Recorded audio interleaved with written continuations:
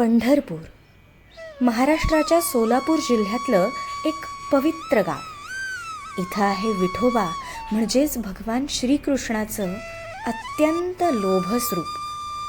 भक्त त्याला माऊली, माझा विठोबा, पांडुरंग असं म्हणतात. विटेवर उभा असणारा हा देव हात कमरेवर ठेवलेला आहे आणि हा भक्तांसाठी कायम उभा असतो, त्यांची काळजी घेण्यासाठी.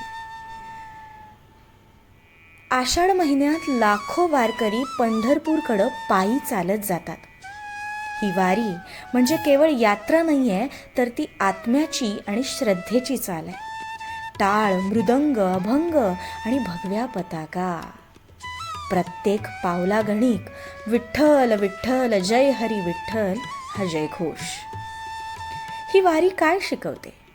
ही वारी शिकवते नम्रता, सहनशीलता आणि माणुसकी. जिथं जातपात, गरीब श्रीमंत असा काहीच भेद नाही आहे.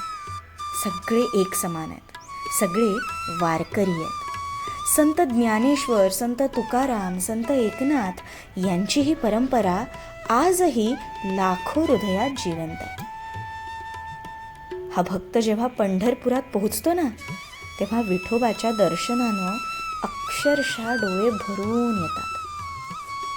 वाटेतला प्रत्येक थकवा विसरतो, कारण त्या एका दर्शनासाठीच ही अख्खी वारी असते. यावर्षी तुम्ही प्रत्यक्ष वारी जरी करू शकला नाहीत ना, तरी काही हरकत नाही.